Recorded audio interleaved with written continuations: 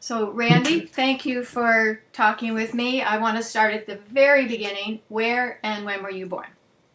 Well, first, it's a pleasure and a delight to be with you again, Gail. It's been so long. I was born in Los Angeles in 1953, Los And, Angeles, California. and City, your month, I know that you're a Gemini. I am indeed. And do, Multiple, as maybe I saw another interview, you say, yes, sun, moon, and planets. In the Occidental astrology system, there's also another one too, and that's a little different. the Vedic, yeah. Yeah. Do you feel like a multiple personality, many interests kind of person? Does that describe you or not? I would say that variety is the spice of life does apply. If I look over the course of my life, within certain categories, right? So yeah. Hmm. Good. As you grew up, what were the messages that you got about being a man? And I'm really interested in this because a lot of even the young men that I've interviewed said that they mostly got don't be a sissy, don't be a crybaby, don't be like a girl. And I wondered what your experience was. If you got any, you should be like this. Well, I had a very intimate relationship with my father, and I was the first son. And I got a lot of attention, and I did a lot of things with my father. I worked alongside my father. I played with him. He was a teacher, and he was a physical education teacher as well. So he taught me a lot about how to use my body. And he was very body positive. He was a bodybuilder. And so I didn't know till later just how fortunate I was with all of that, even to have a present father, let alone a teacher, mentor father. So, and he just passed away this year at age 96 plus. Good Yeah. genes. Good genes. Yeah, and actually continued in a way to be that teacher mentor. Yes, and so he himself was much smaller in stature than I, and a scrappy little street kid in Depression era Los Angeles, and with a single mom and one sister.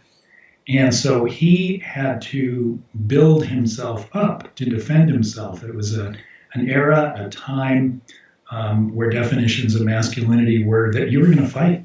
You were going to physically fight, and you were going to have to defend yourself physically. And there was no question about it. And he had to do that. And so that was in him. There was an anger that was under the surface, and a defensiveness and a machismo. But also balanced with that is he was very sentimental, very emotional, and would cry, especially when we were burying our first family dog. So I got the message it was okay for men to cry.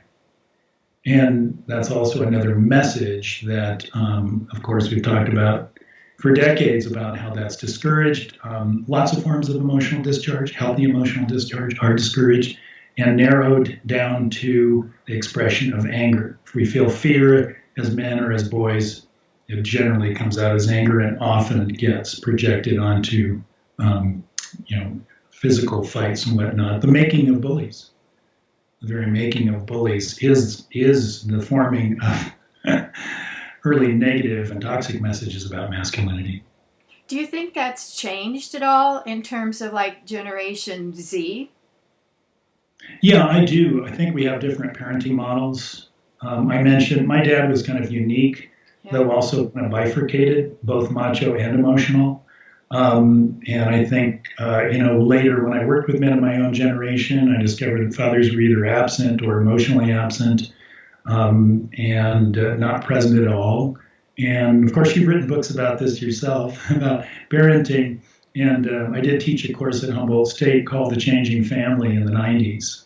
And already, we could look at models of parenting and fatherhood, though constrained and confined by our structures here in the United States, more so than Scandinavia, where there's encouragement, to stay at home and be a father, more so. With leave policies. It's actually remarkable that the number of men who have chosen to be stay-at-home fathers has increased in the United States because there's very little structural support for that. Or even male role socialization support for that in general. So these guys are amazing. I'm very impressed what's happened with some of the fathering models and positive parenting. Mm-hmm. What do you see among boys? I have a grandson who's just turned 11, and what I see with them is they don't care if you're boy, girl, brown, black, white. It doesn't register as part of their identification of who they are very much, and they don't say boys have cooties or girls have cooties. And I wonder if that's what you've seen too. And I know you've traveled around the world doing your work. So what do you see in terms of boys in different countries? You know, again, you've had more recent experience with boys who are 10 years old. It's been a little while for me, a few years since I've been around a lot of boys, actually. But what I have seen is, again, it is so much, a boy's experience is so reflective of his immediate male role model. Mm. So apart from ethnicity, apart from nationality, apart from culture, you were asking me about my experience with this program in Kenya that I'm supporting a little bit financially and otherwise. And there is a man named Emmanuel who started this Magarini Children's Center for 300 children, boys and girls. He's trying to get them schooling they wouldn't otherwise have, food they wouldn't otherwise have, and instruction in how to grow their own food and become self-sufficient. They're orphans? Yeah, and he has become not just their benefactor, but their role model and their father figure. And he comes from the heart, not the head. He's brilliant, but he comes from the heart. And so they will grow up in his light. I was going to say in his shadow, not in his shadow, but in his light, they will grow up. And that's what will happen there. Other places, those same children, boys, could be turned into soldiers. And we hear about that more in the news than we hear about what I'm sharing with you now in this interview about the Magarini Children's Center. Right. There's a debate that I don't really understand in the men's movement. So people that are considered fathers' rights, like Warren Farrell, say the boy crisis is caused by not having a role model of a nurturing father. And then the pro-feminists say, I don't really want to debate with Farrell because we don't look at the father issue in the same way, and I don't understand that. Do you? Well, for one thing, I kind of question that characterization of a polarization. I'm not sure it's that polarized. I think if you spoke with someone like Michael Kimmel, an author, an academician, a pioneer in the pro-feminist men's movement, who's co-written a book on the history of pro-feminist men with Tom Mossmiller, I don't think he would deny the importance of a father. He is one himself, and his focus is different, right? Because his whole his work and his body of work is focused on male and female roles in American society and the inequitable distribution of power and resources among the two genders. So it's just a different domain. And I know that if there is resistance to, say, appearing in a book with people who are declaring themselves as anti-feminists, that they'd be reluctant to, be represented in a book that does give voice to an ideology that they're really not in favor of. Okay, but what, from your understanding, what would a pro-feminist not agree with in the boy crisis that Warren Farrell said? That our lack of social supports lead to divorce, single-parent families, and that's really bad for kids. I think that, this is, I can speak for myself now. I've mentioned Michael Kimmel, and I need to back away because he's not here to speak for himself in my interview anyway, in our conversation. But what I would say is that probably it rankles pro-feminist men to hear any man who lays the blame at women's feet. if there's even a little hint, Got it.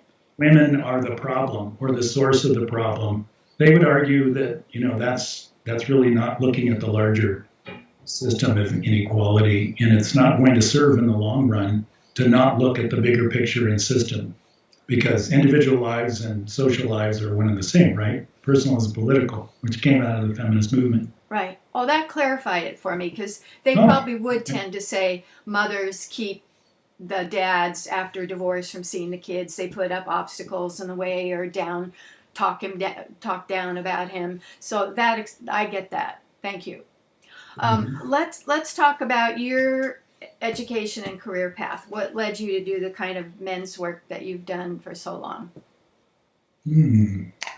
Well, I think to arc back to my experience with my own father, I was kind of confused, right? He was both macho and sensitive. So it actually left me with some confusion. And by the time I was, but school then took over as the major socializer and environment in which I was raised, right? And in my era of school, it just wasn't okay to be a sissy, to be gay, to be not male, right? There was a huge threat, and I felt even when I was young, this is stupid.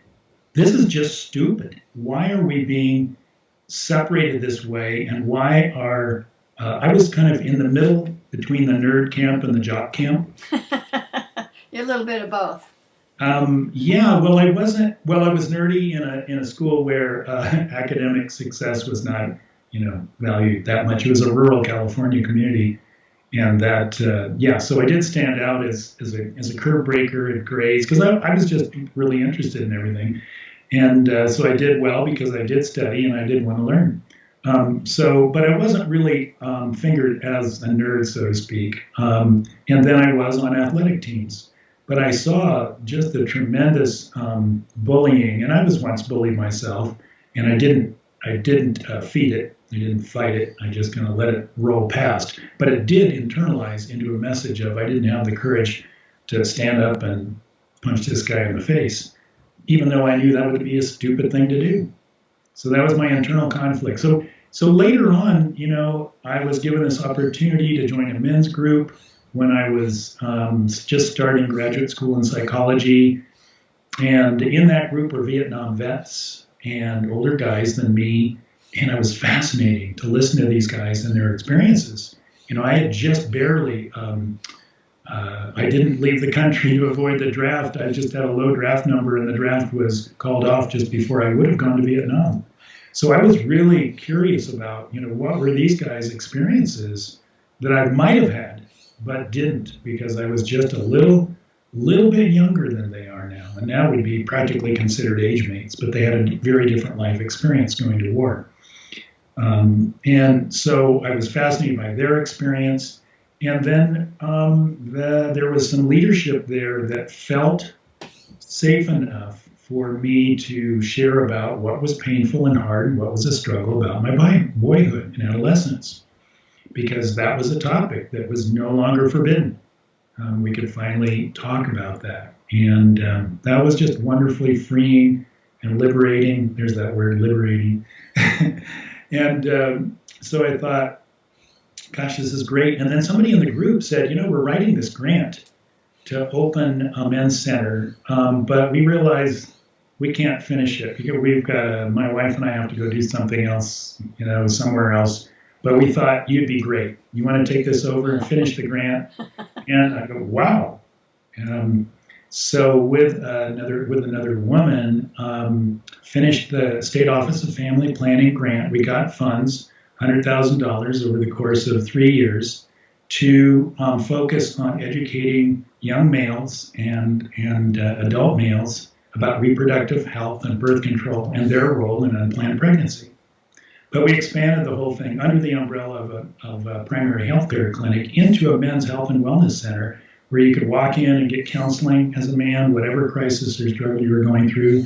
We initiated several kinds of men's groups. We worked with the Coast Guard and ROTC and college students. We were in a community where we had access to all those different groups of men, and we did our education programs. And it always boiled down to, not just the technical aspects of reproductive health, but how did men feel? What were their, how did they feel about their relationships? Because that's what it was really all about. How were they relating to the people they were most intimate with, and taking precautions or not taking precautions? And what were they thinking? What were they feeling? So that's where it all began. And then I reached out to network with other men in the state of California, and eventually other men across the whole country, not just in the area of human sexuality, but eventually domestic violence, because the women in the community who were running the shelter came to me and said, we can work with these women forever, but they're like lemmings jumping off a cliff, and the men in their lives are at the top of the cliff. So could you work with them? And I was going, oh my gosh, that was really intimidating at first, or scary, because I thought, well, how, what are these guys, killers? What do they want me to do here? Then I got in touch with my own tendencies to be aggressive or, overbearing in my own relationships, and eventually came to the realization, understanding that I was on the same continuum with these guys. It's just that they got more physical, more threatening, beyond verbal abuse, and really did some serious damage to the ones they say they love. At that time, domestic violence was not against the law. And police were dealing with it in a very different fashion. So my program, I did develop a program, Men's Alternatives to Violence. We began to do police academy training. I worked with a woman who worked at Bolt Law School in Berkeley, who was trying to make domestic violence a crime, and also pushing to have police and law enforcement deal with it in a very different way. Not a conflict mediation way, because that just simply didn't work, but in a way where you were arrested and you were told that you'd committed a crime, and there were consequences. And the consequences would be literally going to jail, or in some rare cases, going into a diversion program. So I ended up starting a program that became a diversion program, working with county deputy district attorneys, and we created a court diversion program. And this was beginning to happen all over California at the same time. So I networked with men in the domestic violence and male batterers intervention groups movement of the early 1980s. And what did you find worked with those men? And were they usually drunk or stoned or something when they were perpetrating violence? What did you find are the keys to ending that behavior? Well, we developed quite a rigorous protocol in our intake. So if we discovered there was a problem with alcohol or abuse, they could not be in the program without also attending to that at the same time.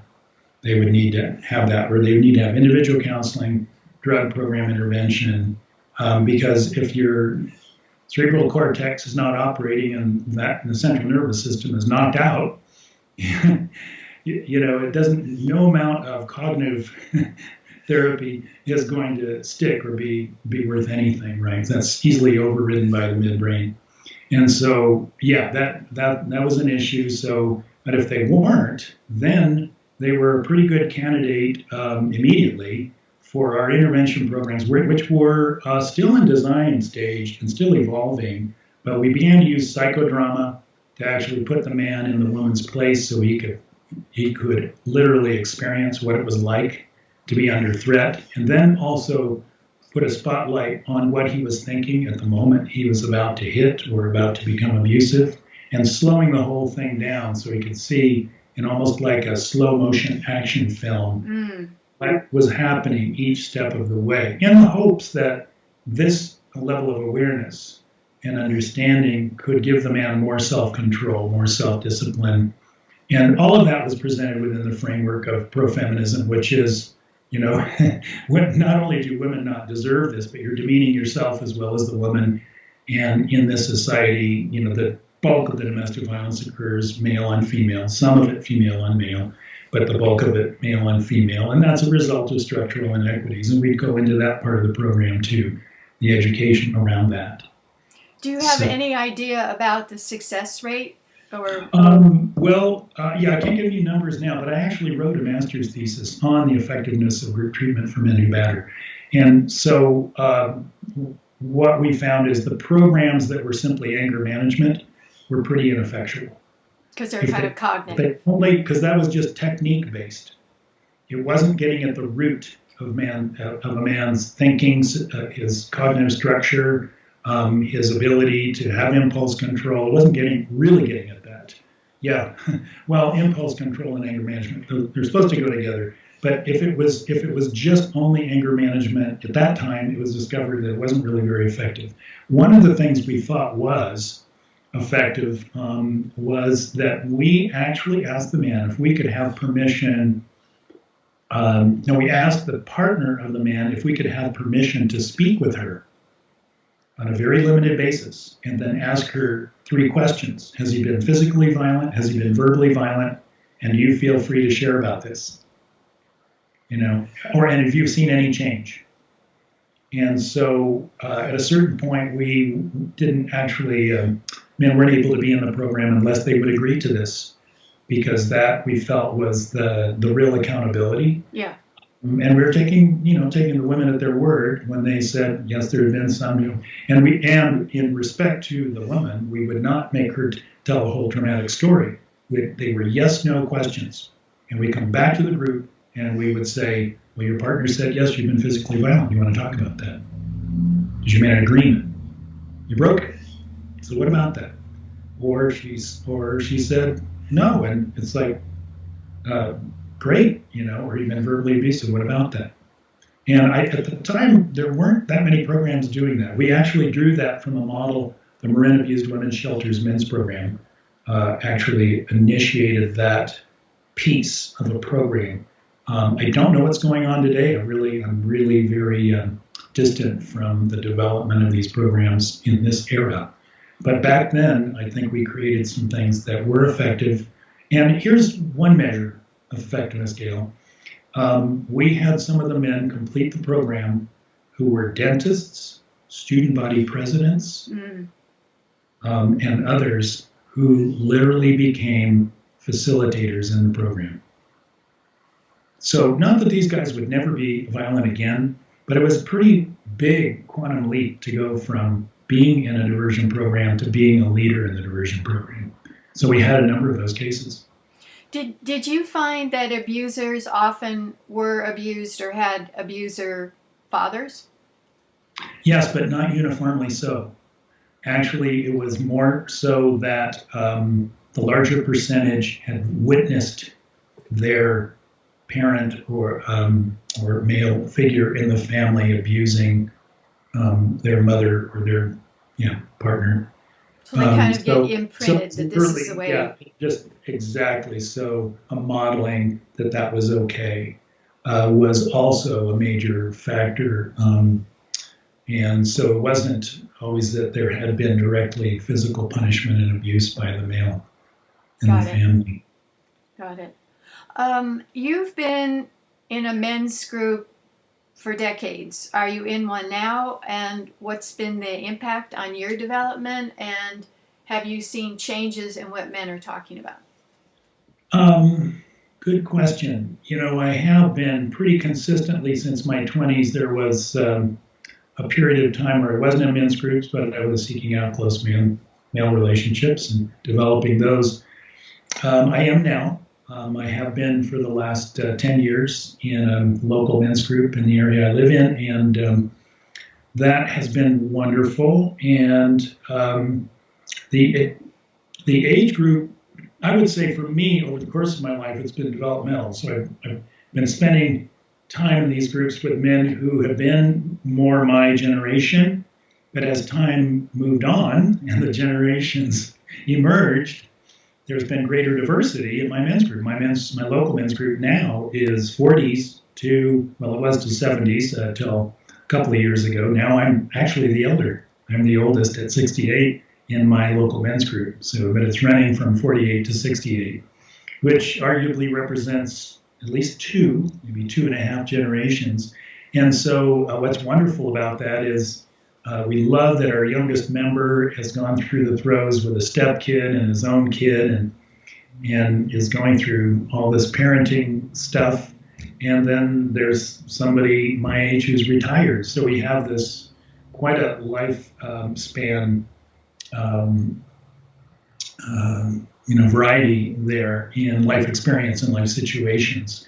But so I would say for me, that's mostly the biggest change is that more generations have shown up and more experience being shared in the groups than just baby boomers, which is kind of where I started, or with men who are just a little older than baby boomers. And one man I talked with said they talk about relationships with women or partners in their life, and Gordon Clay said no, they don't talk about relationships at all. They're mostly therapists in his group, and they talk about their cases. So I wondered what are the patterns of topics that you focus on over the years? Yeah. So we are very diverse in our professions. So we do talk generally. We actually talk a great deal about men's health, physical, psychological, emotional health, and our relationships. And if there's a group talking about their cases, they really are a case consultation group more than kind of your everyday generic men's group, more specialized. So I'm not in a lot of men's groups, but I'm in enough to know that relationship is a big theme. Health is a big theme, especially for my generation, it's getting older and older and more challenged with health issues. And also our relationships to our work. A lot of, in my group, we don't have a lot of therapists, and guys tend to talk about, their struggles with work and work-life balance, and then how to transition from a successful career to the next step. Again, developmental issues, I would call them. Do you still see that we kind of train men to be success objects and women to be sex objects? What's important is how they look and their appeal. Or it seems like men today don't want to give their whole lives to work. Yeah, if you look at the media, they still use sex to sell, and they're wherever Madison Avenue and the entire advertising industry can get in a little trigger around people's self-image, they will use that as leverage to sell things, right? And that has not stopped and not changed, and if anything, magnified. But in terms of people's real lived lives every day, yes, there's huge. I mean, look at what the Great Recession did. Look at what COVID is doing. People are re-examining what the heck they're doing. I've been working in a training field for the last 10 years where we help people, leave the corporate world. Both men and women leave the corporate world and lead a more balanced life where they can do many things and follow passions that they felt restricted or constricted to follow in the old 9 to 5, which became the 24/7 when the internet made it possible to work all the time. So someone would say to you, Randy, I've been in this high-level corporate job. It's killing me. I want to get out, but I still have to pay my mortgage and my car payments and my kids' college tuition. What can you do for that guy? Well, the first thing that I do is provide this person with a self-exploration tool that I've been using for over a decade called the Passion Test. And it would help this person get razor-sharp clarity about the top 5 most important things in their life, and not just what they think, but how they feel about these top 5 things, and relate to bring the head and heart together, which is also, the work of leaving restricted masculinity and evolving towards full humanity, is to use that tool to help them bring their head and their heart together to determine what it's really about what lights them up and gets them up. Where is the energy? Where is the inspiration? Where is the motivation? Where is that seed that may be covered over right now? Where is that? And what's inside that seed? What is the DNA of their own happiness and possible fulfillment? And so the tool has really been remarkable in my own life to keep me on track with doing what I love. And of course, money's an issue. How do you monetize what you love? Well, sometimes you don't. Sometimes you do say, there was a famous poet who was a banker and had banker's hours. And Wallace Stevens was a poet who was really clear that he worked 6 hours as a banker, and then he wrote beautiful poetry and led the rest of his life outside of those hours. And what I think the biggest restriction on men and women becoming their full selves and living full lives is the way we've structured work. And basically, if we know that we could set it up so everybody could be working 4 hours a day and getting everything done that needed to be done. But there's still this Protestant work ethic that is dominant, that your identity is so tied up in your productivity, in your work, that, a universal basic income is still anathema to so many people. It's like giving people money, freeloading. There's this and it's really, really strong in the U.S., not as strong elsewhere. Yeah. And you know this, and you've written about it. And so I help an individual man get clear about what really motivates him, and then not necessarily leaving his job. It may be there's certain aspects in the job that need to be changed so that what he's doing in the course of the day is more aligned with what he's passionate about and happy with. He may need to move laterally in a company, up or even down, or leave. But these are all options that he can better consider when he's gotten in touch with his heart and what really moves him. Can you give an example of a case study, you don't have to name, but who stepped down from a corporate high-earning job and found another way to earn money? Yeah, sure. Part of what I'm doing is I'm training people to facilitate the passion test process, and they can immediately go out and give workshops and work with people one-on-one with this process and keep 100% of the money they ask for. Now, it may not instantly take the place of the corporate job, probably not, but it's about creating an income stream, not just living sitting by the creek side and in the sun and with a fishing pole and a line in the water. It sounds pretty good, actually. Yeah, it does. I don't need to fish, but that sounds good. But there's more time for that, right? So many men have figured out it's not an easy road to be an entrepreneur, as you well know. You left academia, and I'm assuming you're some kind of an entrepreneur now, working for yourself. Yeah. And so there are several men. I can't identify one particular case study, but I'm going to be facilitating a group this evening with a man from Afghanistan, a Swiss man from Switzerland who lives in Kauai, a Norwegian man who lives in Tokyo, and men in every time zone in the U.S., and then also a wonderful man who left Colombia, became a citizen of the Dominican Republic. All of these men have actually developed their dream businesses. The one in Norway is importing fish from Norway to Japan, fish that Japanese would not otherwise have access to. And COVID hit pretty hard.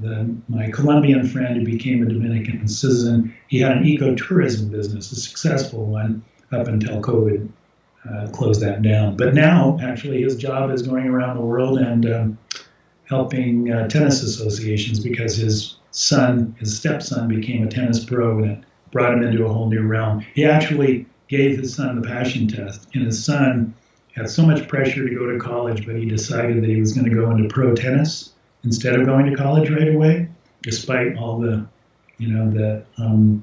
flack around that. But my friend really recognized that he needed to follow his passion, and he did indeed, and he later got to go back to college. So these are some of the men I'm going to actually be seeing face to face on Zoom Yeah, tonight. that's They're one. each case studies.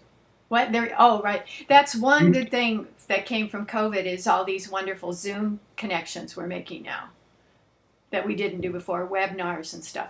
So, what are your lately top 5 passions?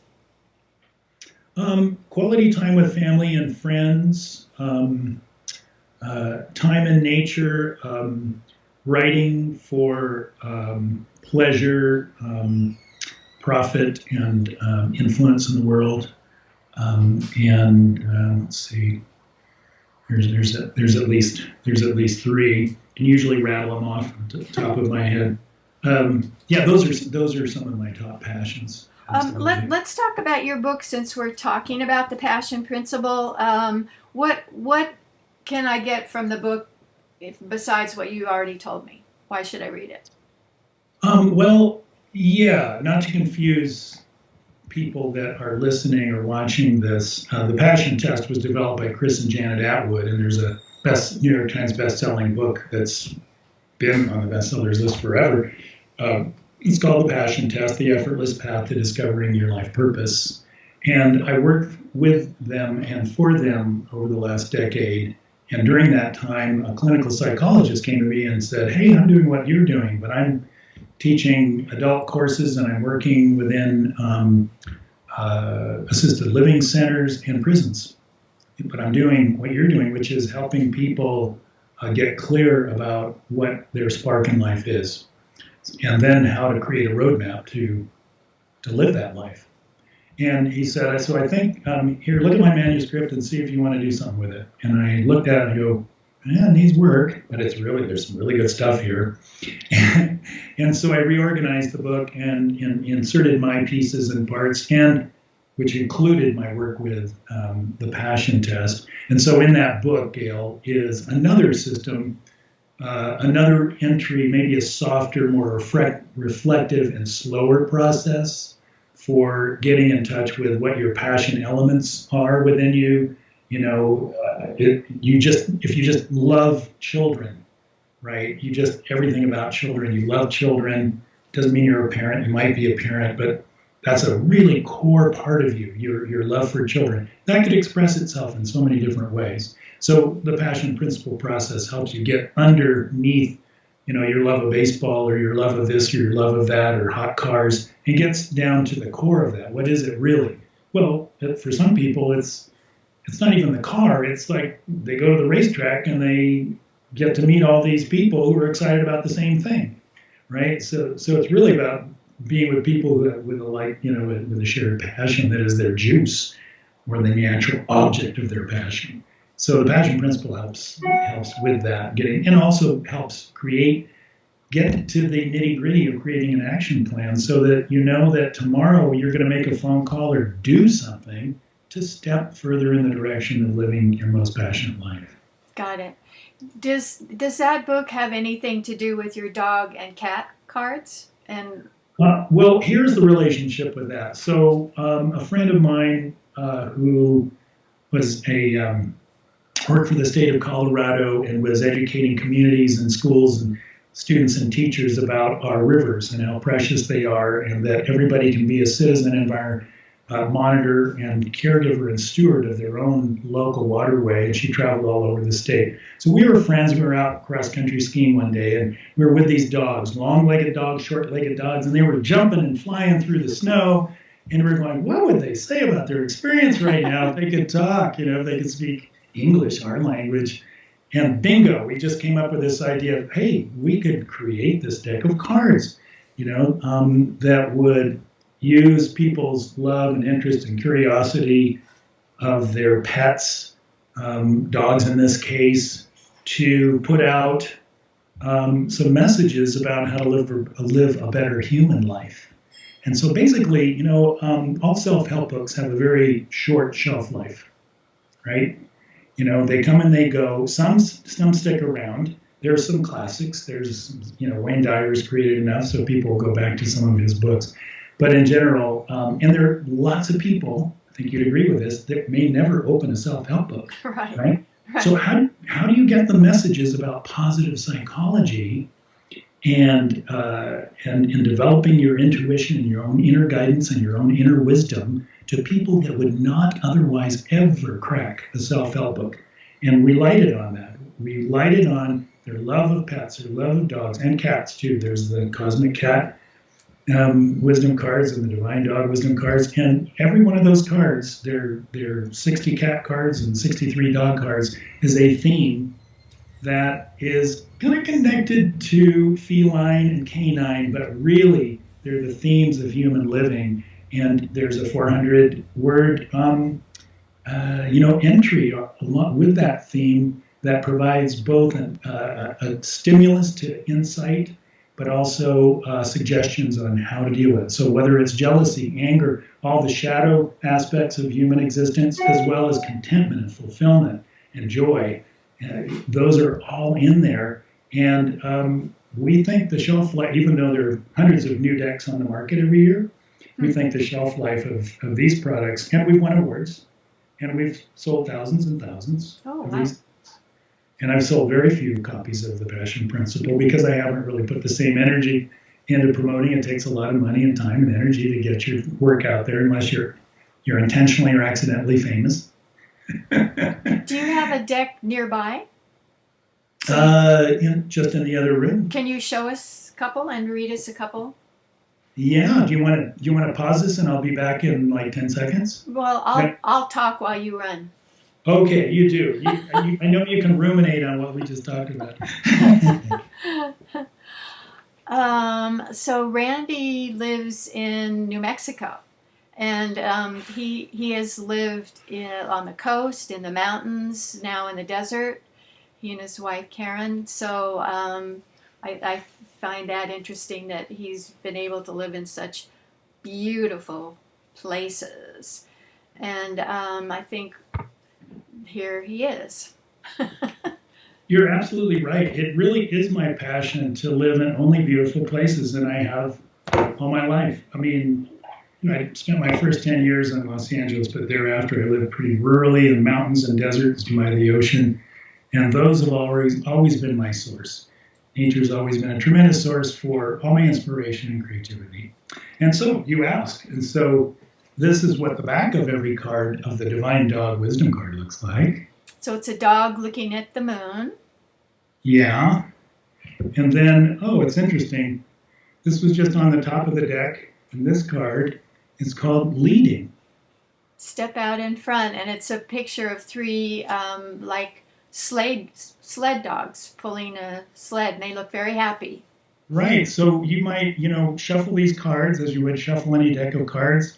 You might have a particular question to ask, and you'd ask that, pick the card, and see what it had to say in response to your question or your query, and then you can make up your own interpretation. And also you can go in this book and go to Leading, and it will tell you where are you leading in your life, where are you not leading in your life, who are you leading, and enough of a trigger to get people really focused and putting attention of what it means to lead their own life or what it means to be in a leadership role. For that theme, but there are 62 others, and let me see if I can find one of my favorites here.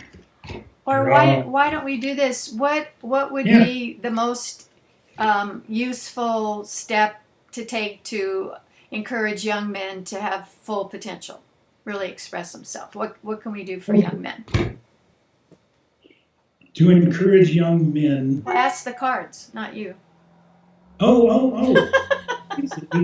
You're getting really practical. That's your question. Okay, I'm gonna shuffle the deck. That's excellent, Gail. I love it. Are you doing dogs or cats? I'm doing dogs on this one. This is the cat deck, the Cosmic Cat deck, but we're doing the dogs this time. Yeah. With your questions, okay? Yeah. Do you have a dog? I did. I really loved her. Her name was June. She was a Gemini too, but she got to be 15 and went to dog heaven. Yeah. She was great. Okay. So, you want to pick the edge or the middle of something, so I'll give you a little little more choice here instead of me just grabbing any card. Where is there a place in the deck you'd like to pull from? Can you see? Yes. Okay, you did it. Here it is. Ah, you picked. Excellent. Do your best. Okay, so how would we, use this as a theme to help support a boy or a young man in developing themselves? I've got to read this to you. This is a Medium, the network online newsletter, medium.com. And this is a post from a young man named Coulter Whitlock, August 14th. Modern society is destroying young men, a society that completely removes the need for them. They are made to feel ashamed to be male. And he says what they need is encouragement. Yes. So that fits with the card. It does. Yeah.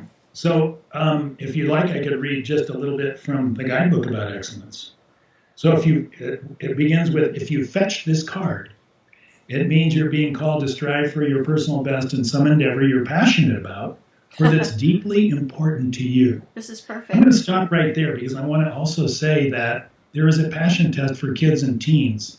And it was my niece that inspired the creation of that, which became a program that has also traveled the world, which helps 9 to 13-year-olds get clear about the top 2 passions in their life and then think about what it would look like if they were already living those fully in vivid detail. They draw pictures, they do vision boards, they get really hands-on and interactive in a way that the adults may not use the same modalities to get in touch with their passions. And that has been remarkable. And I've seen young boys grow up into amazing young adults in the last 10 years who were exposed to the passion test for kids and teens. And is that in the form of a book or cards or just a program? What it's in the form of is a 3-day training program for parents, teachers, school administrators, psychologists, so that they then can use this process to work with kids wherever they are in their sphere, their own families and other families and students. Yeah. So to read on, only, and this is what's really important, only you ultimately know the standard you must attain to know you put your best paw forward, jumped your highest, and run your fastest. It's not about perfection or constantly proving to others that you're worthy. You're in competition with yourself in the sense that where you are is no longer satisfactory and you see something better to aspire to. Now, there are never any accidents in pulling the right card when the query is is authentic and heart-centered. See, this is the thing. I always felt like, as a boy, I had to prove myself by someone else's standard. That you're a good athlete, a good student. And that's why I finally landed with, passion discovery as so key to actually not just individual transformation, but societal transformation. Mm. That if we can release people from standards outside of themselves and fortify that internal locus of control, and which is based on their own life spark, their own life design, and bring that out, we'll have leaders who are better able to overcome oppression, and beginning with internalized oppression, and to change the system. So it really does start with the individual, but it can become very powerful in transforming everything. Do you think the boy crisis, the fact that men are only 40% of U.S. university students, in Peggy Orenstein's book about boys and sex, she says we only talk to boys maybe 10 minutes during their adolescence about sex. So the theme that I'm hearing is that we're ignoring boys. Do you think that's true, and how can we change that? Well, I'm not saying it's wrong, but I'd actually question that as the place to focus attention. I think we really have to put our attention on the environment. Now, Gail, you don't know this, but I did get fed up with higher education. I didn't feel like it was helping students achieve their full potential. And I left and I started working with the California Conservation Corps. And these were young adults between 18 and 21, 50% of which had not graduated from high school and came from the inner city and deprived rural areas of the state. And they had to learn to work together to do valuable work and acquire valuable skills. Some of them went into natural resource careers, others teachers and other places they went, and some didn't make it. They went back into, they couldn't be on probation to be in this program, but some of them did fall. It wasn't what it was going to work for them, but many it did. And here's the thing. I saw these young men who were not college bound become very skilled and powerful, not just in the use of a chainsaw, but in how they interacted with men, women of all colors on their crew. Their crews became their families. This reaches a key point that I wrote to you about, which is, the old saying of it takes a village. Well, it takes many villages, and it takes many crews, and it takes many tribes to, accomplish the job of helping an individual reach their potential. And so I was really pretty inspired to be working in that kind of environment where non-college bound, and later it would make sense to go to college. My own trajectory, Gail, I started graduate school, but it took me 10 years to get around to finishing my master's thesis. Why? Because what I needed to write that master's thesis about, I was 10 years away from actually doing. And it was another 10 years before I saw that a doctoral program would be part of my passion and fulfillment and, a tool. So I did not go through the progression that we call junior high, elementary, junior high, high school, college in the timeline that is expected by society and even called successful. I did not do that. Mm-hmm. What I'm wondering is if Trump really has been very harmful for men of all ages, including young men, because he made what people call toxic masculinity seem to some people cool. My largest perspective around that is he was fantastic at bringing out the shadow that we could all begin to look at and grapple with that was hiding. I mean, I felt like I was working so hard when I was a college psychology and sociology instructor to get people to look at oppression and their own internalized oppression. As uncomfortable, as agonizing as it is, to watch all this dirty laundry spilt like garbage on the street, if we're just going to put it in the landfill and not look at it, we're never going to deal with it. So the garbage of our society is on the street and in our faces in a big, big magnitude way. And I think that's what's been necessary, because all the social movements have been kicked into high gear. There is no longer room for apathy. My biggest grief and regret was the apathy that I saw everywhere.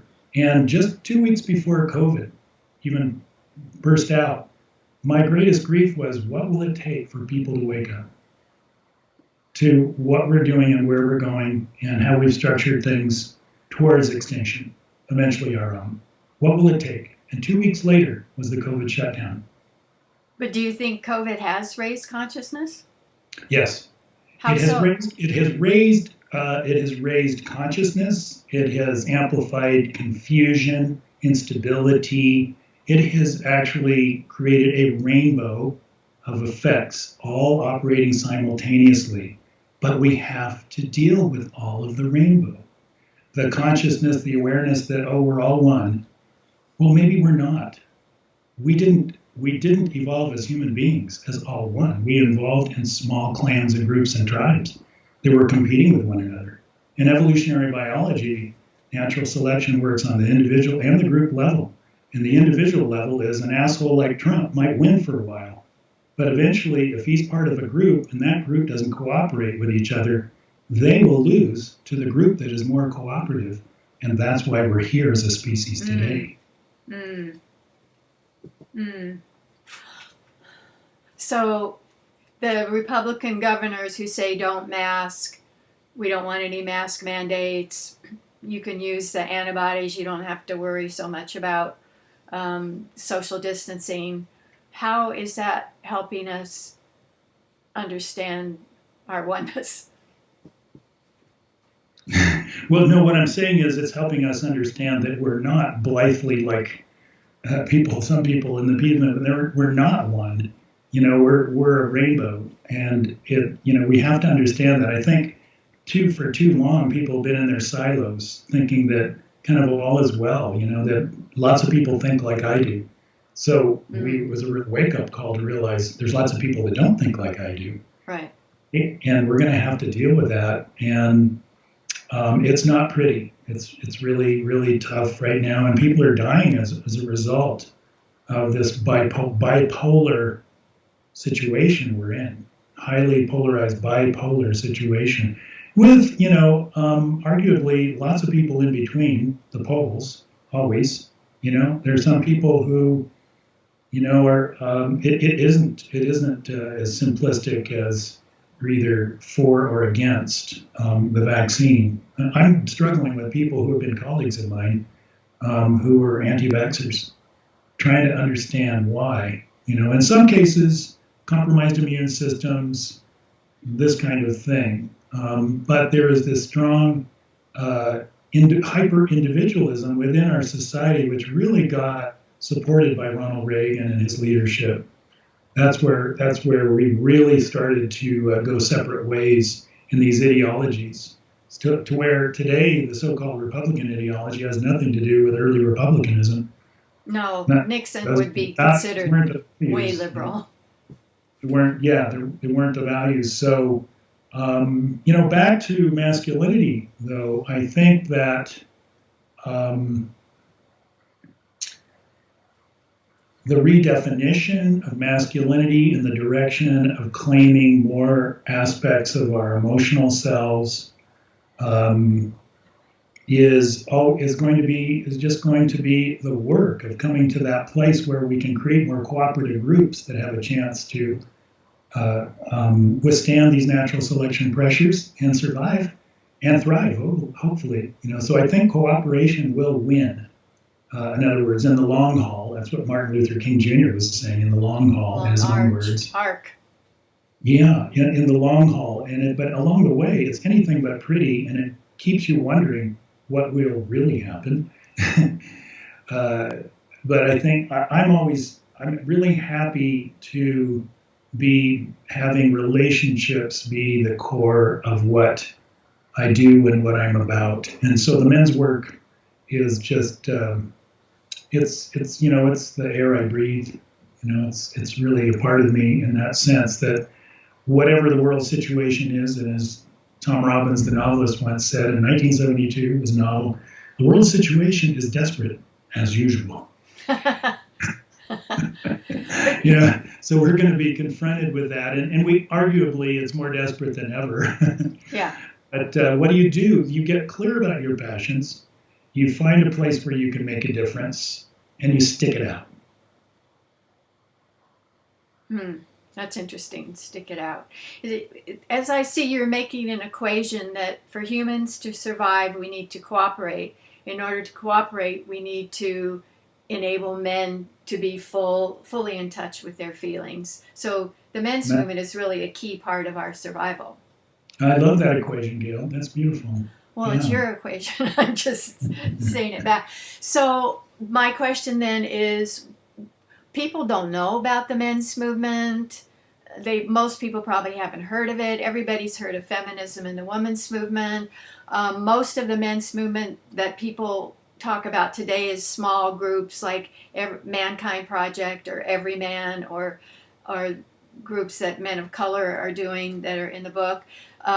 So do you think it has to be that way? I mean, or is there room for more political change like the women's movement got involved in? Well, I love the work we did that was based on the Partnership Society that Rihanna Eisler wrote the book, The Chalice and the Blade, but she went beyond that, right, to create a whole workbook and a manual, and we were looking at that, and we were on the National Task Force, Men and Women Task Force. I think where, for my money, the greatest place to really invest our time and attention are these partnerships between men and women, creating cooperative relations and partnerships in the home and the boardroom, in every sphere. That's how we move from a dominator to, a partnership society. That's her language, and 40 years later, it's still fresh for me. Yeah.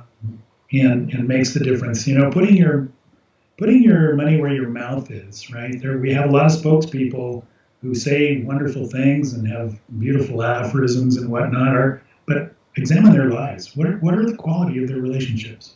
How do they, walk their talk?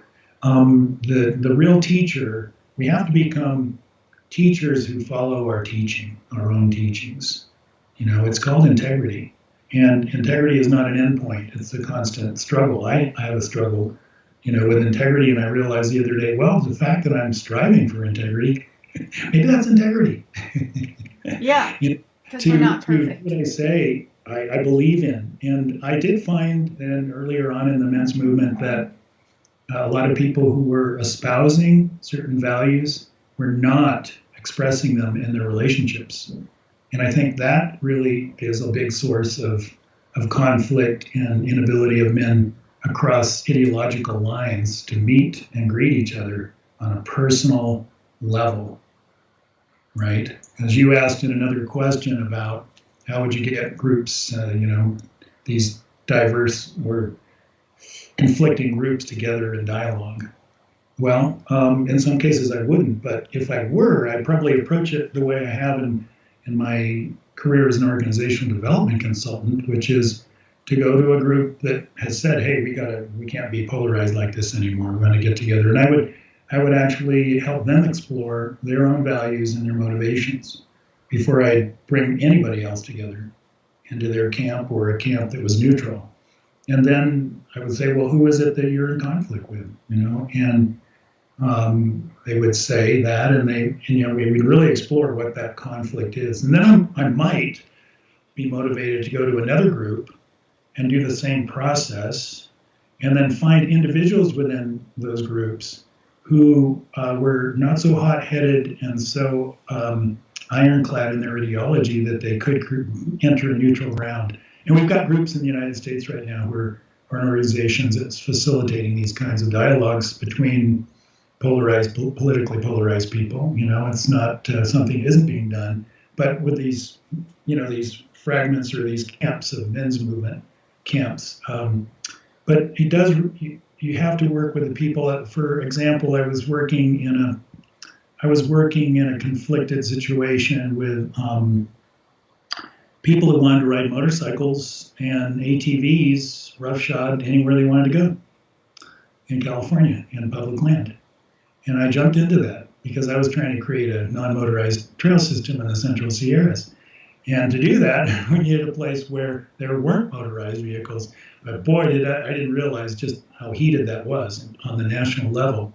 But I entered the fray, and what I discovered is those who never wanted to talk about compromising or, that there might be other needs, those people weren't going to be in the dialogue. But there were enough people in the dialogue to where we actually worked out a nationally recognized compromise where we had acreage for motorcycles and we had acreage for non-motorcycles and just pedestrians, equestrians, and mountain bikers. And we worked that out. And then I could create a trail system on 2,000 acres surrounding several communities. But the point is you have to look for those people who are willing to engage and let the others go. Because what I learned in conflict resolution is you can't resolve a religious conflict. And what we're talking about here is literally a religious conflict, that there's an adherence that doesn't allow for taking in other people's points of view. So, and maybe that will shift or change. I don't know what that would take, but work with the people who are flexible and can shift and change and move, because there are plenty of them. It'll be interesting to see how that works with the Taliban, who need money for aid and health and food for their people, but who are so religiously doctrinaire. That's going to be interesting to see how much they can compromise. Well, and that's sort of interesting thing. How are those? They are factions within factions within factions. There's a spectrum there of those who are probably more liberal, either in their own personal value system within their religion, or they just see, hey, we're not going to get any money if we don't pretend we're liberal, or willing to let women become active members and participants and co-leaders in our society. So the attack at the airport weren't the Taliban.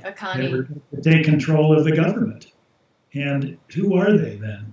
They are other mullahs training young men to think a certain way. So there's no war between people, ultimately. There's no war between any individuals or any groups of people. There is a war between belief systems. Mm.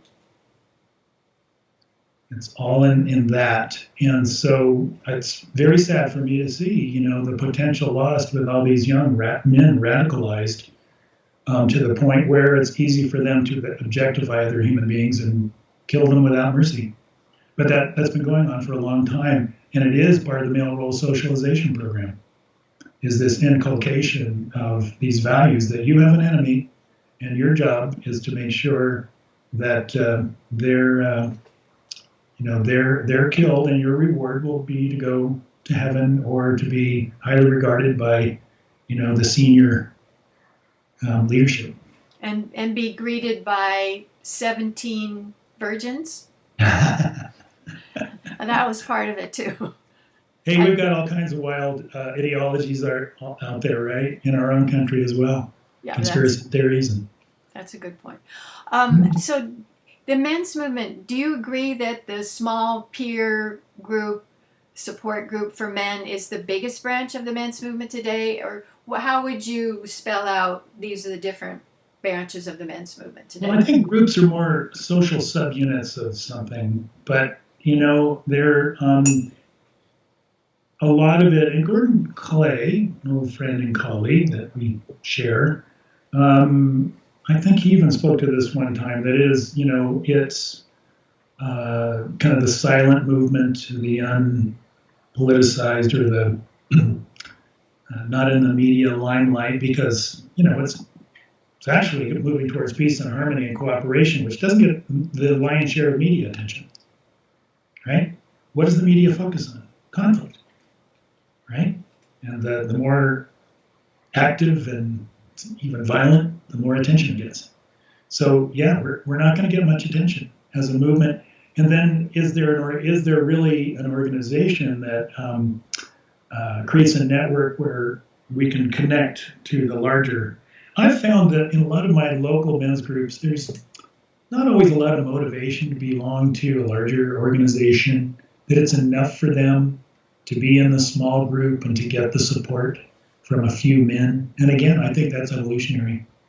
And it's actually more rare we're part of MKP, the Mankind Project, and we went through this weekend training, and now we're in an integration group, an I group, and we're part of this larger thing. It's only a few like me and others who get fired up about that, right? And maybe that's a good thing, because the men that don't, maybe their needs are being fulfilled and they just don't have a need to become part of something bigger, because for one thing, they might already be associated or identified with a sports team that provides that need.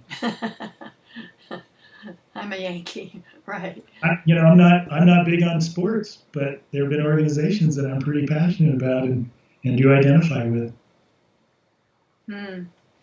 That was my father's big thing. He went to USC, and he'd be yelling at the Trojan football team, and he really felt like a Trojan.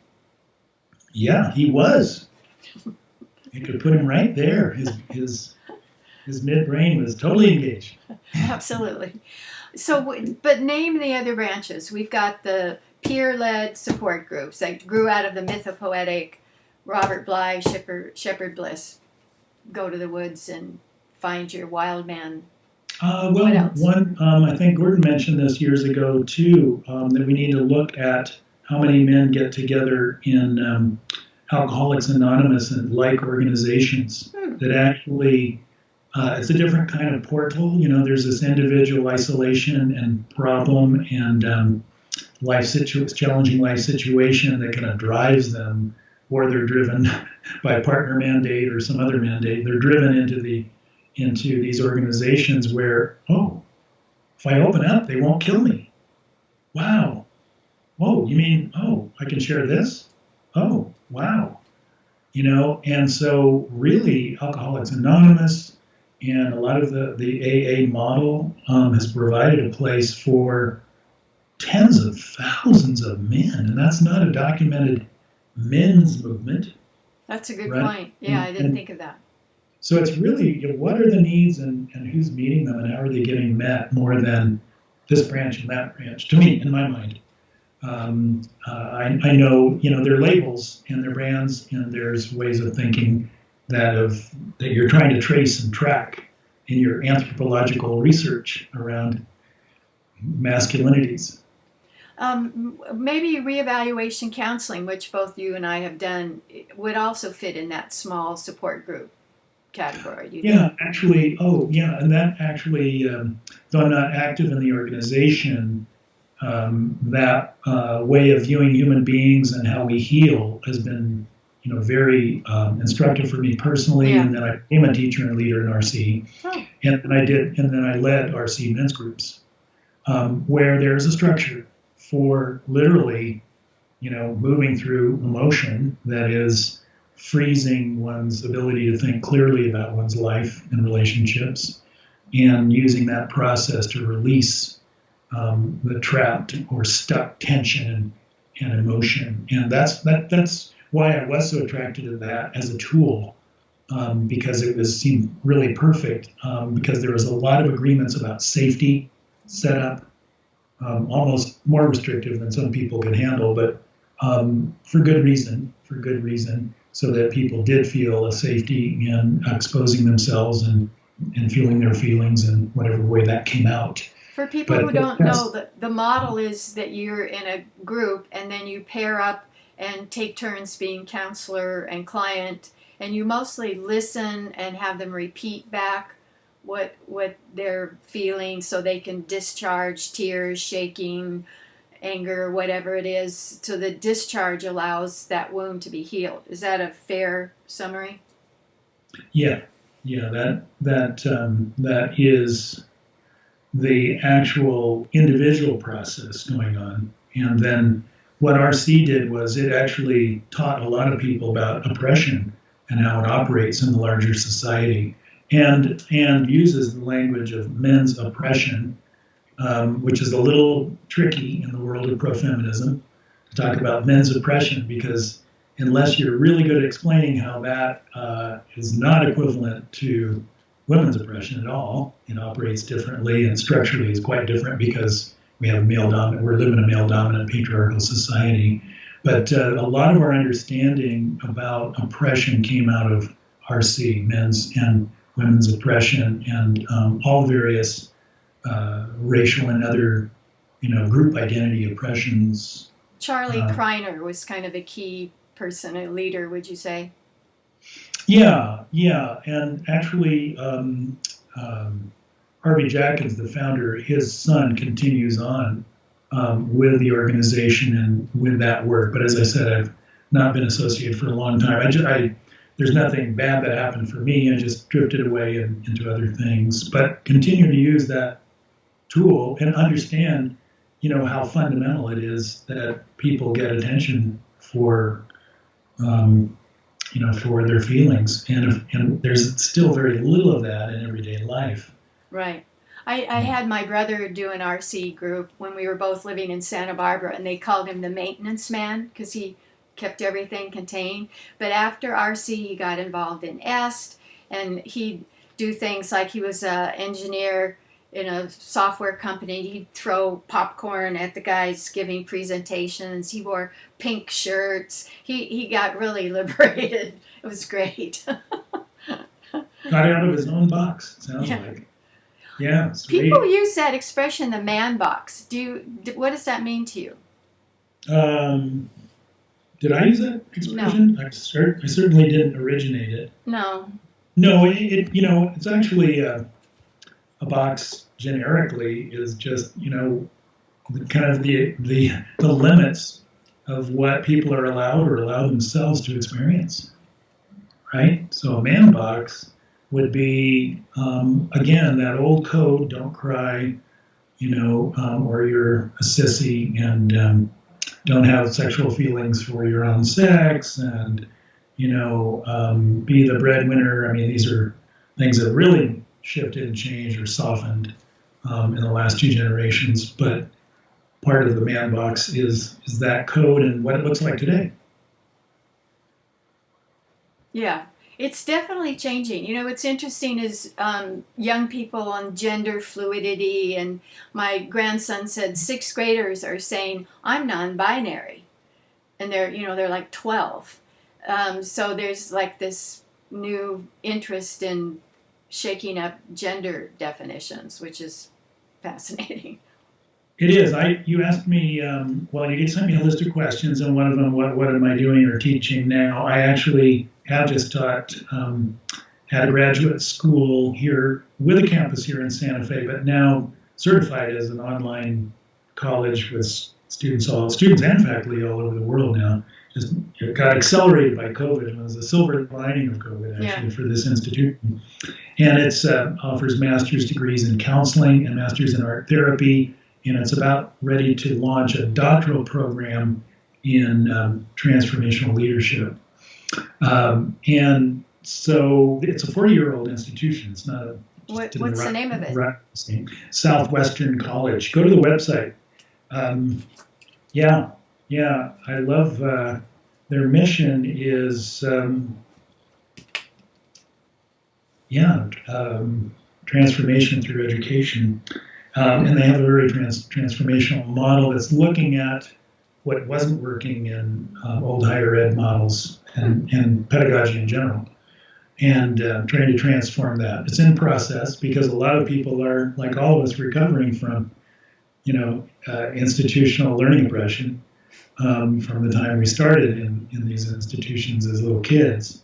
And then those of us who became teachers, very unconsciously pass on, these not such great things. And so I thought I was going to go back into the physical classroom because I was a guest speaker twice and I loved it. And then COVID hit. But I was already an online trainer. So it wasn't really a big shift for me as it was for some of the other professors to suddenly be on Zoom teaching, right?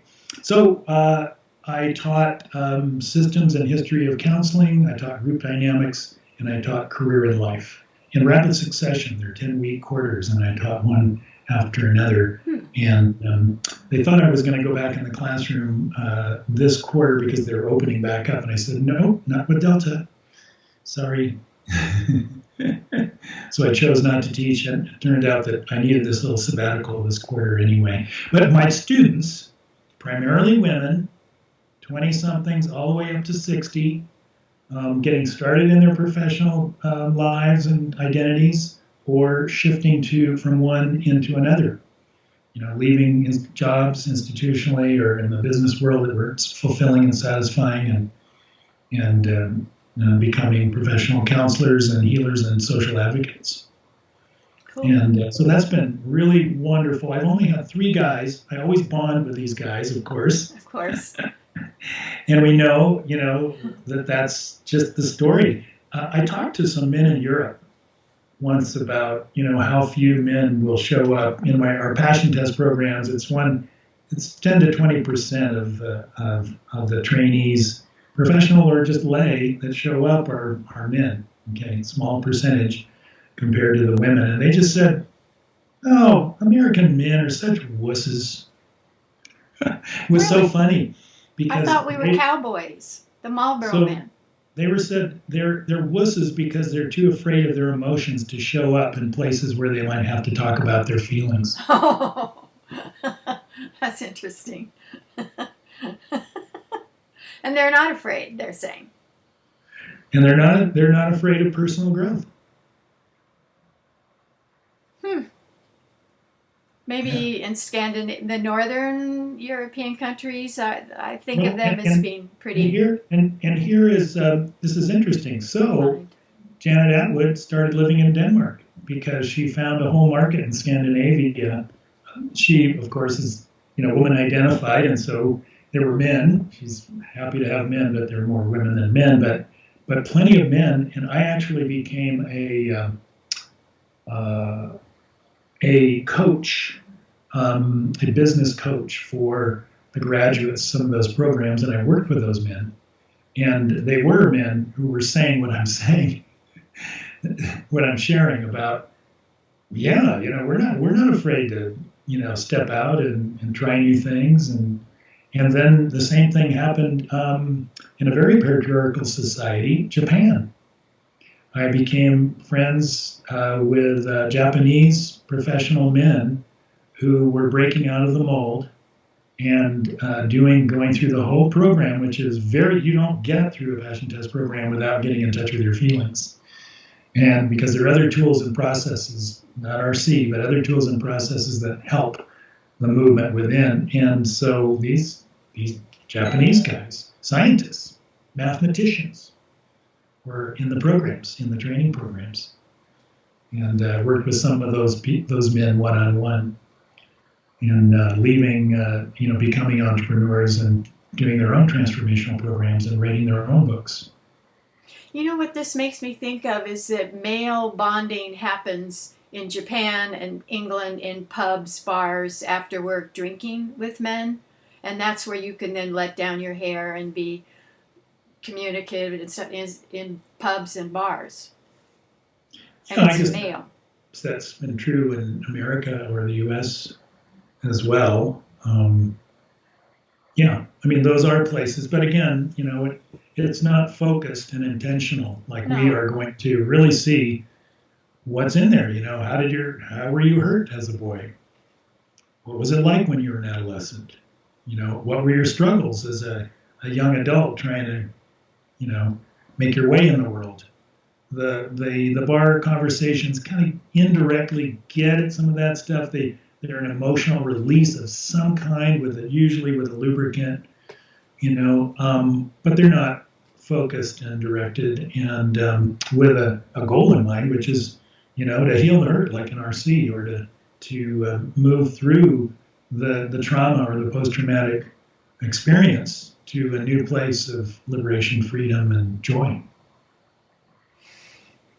If you did another book, what would it be about? And what are you doing on your Everyman's 21st Century blog? What are you communicating about lately? Yeah, the blog has been on a long sabbatical, and I don't know if I'll get back to it or not.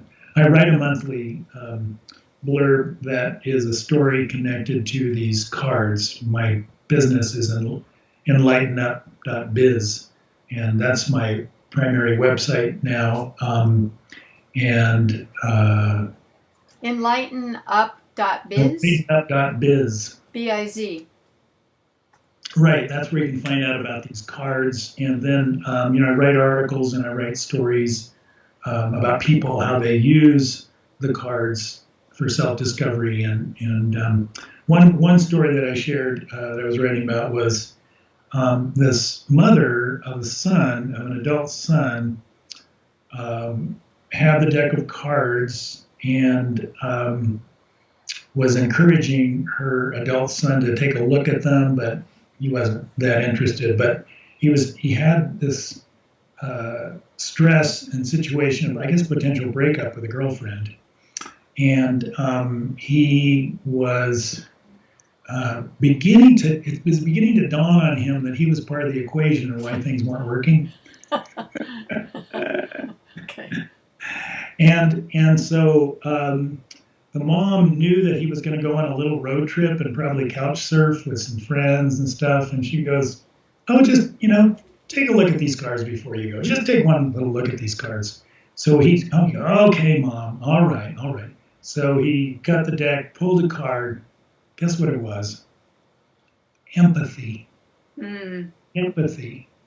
And he looked at his mom and he said, "Oh, Mom, I get it." And then he went on his trip. That was something that if any relationship was going to work, this one, whether he stayed in it or not, that was something he needed to develop, was empathy. And so these are the stories I tell now when I'm writing, and beyond the cards as well, but positive psychology, using that and others as instruments for self-realization. And again, I see it as a continuum. I'm never stuck at the individual level. I always make connections to how does individual transformation translate to societal transformation. But ultimately it's a one by one, right? We just need to scale it up. And there's so many people out there doing so much of that, and so much online now. It's a tremendous amount online. It's been an explosion. So it's been another byproduct of COVID, positive byproduct. Yeah. That so many people, as you mentioned earlier, so many people that wouldn't otherwise be connecting are connecting. Now, the men's group I'm going to lead to this evening of these guys in 10 time zones most of us did meet personally, physically in San Diego when we used to have annual reunions as trainer reunions. And then I would lead groups and we'd go kayaking in Mission Bay, or we'd do something fun or interesting and a little more physical and bond that way. And so it does help to have that real connection, and that makes the Zoom connection more rich. Yeah. So if you were going to write another book, what would it be? If the publisher said, "Randy, I like what you're doing, write something for me." It's so interesting. There were two things that I was considering, and now I'm not sure, but one was a family and child's guide to using the dog and cat cards. There is a little free PDF called Got Wisdom, Tips and Tales for how to use the cards with some of these stories I'm telling you about. But I think I'd like to see something that is more, the guidebooks are, 6th grade and above level, 8th grade, maybe above 8th grade level. Kids have still gotten some good stuff out of the cards, looking at them with their parents, and teachers and classrooms have used the cards. So the cards themselves can be used, but I think a more focused family and youth guide for using the cards would be really useful. So I might need to kick myself in the butt to do that somehow. And then the other thing was writing about the life story of this guy, Emmanuel, who has the Magarini Children's Center and Organic Demonstration Farm in Kenya. It's such a miraculous and amazing life trajectory and story that led him to this point. He was an orphan himself. And I know that writing the story and getting it in an ebook form could be a fundraiser for the center. So that helps motivate me a little bit more along those lines. How did you find out about the center? A good friend here who leads wilderness retreats formed this relationship and went to Kenya more than once and just fell in love with Emmanuel and decided he would advocate and do what he could to help the effort.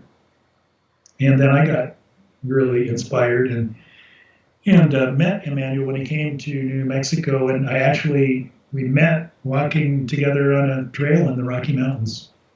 And I realized that he had this amazing connection with nature, and I just felt like an instant brotherhood with him. Very, very strong heart connection with Emmanuel. And he and his wife are the ones that are running this Magarini Children's Center. And he was trained by the UN as a peacekeeper, and he actually worked to resolve some conflicts between the pastoralists running herds of animals through crop fields, doing damage, and the people trying to raise crops. Some very ingenious ways that he helped create some peace between those two groups. The BBC just did a story the other day about that very problem. Really? Yeah, not him, but of the nomadic herdists breaking through the fences and letting their animals graze and burning down houses and stuff like that. So yeah, it's an ongoing issue.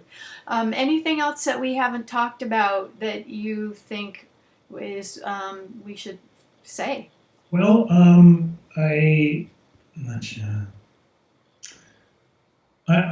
people said, "Are you going to do another deck of cards?" And I did think about this starting a couple of years ago, that I might. And my partner is a biologist, worked for the state of Colorado, as I said, and we're very concerned about the accelerated extinction of life on Earth, and yeah. So we're thinking about possibly creating a deck of cards that are keystone species. In other words, the species who kind of anchor diverse ecosystems, and without their presence, those ecosystems either degrade or disappear altogether. Is that like elephants or what? It's actually like sea otters that are responsible for the entire Pacific marine ecology. Oh. When they were removed by fur traders, the ecology of the Pacific coast collapsed. Oh, and because sea urchins ate the kelp forest. Yeah. So you're probably well familiar with that. So that would be an example. What do the sea otters have to teach us, right? That's good, Randy. I like that. Yeah, and it brings together a lot of my diverse interests and the threads that I try to bring together in my work as an author or teacher.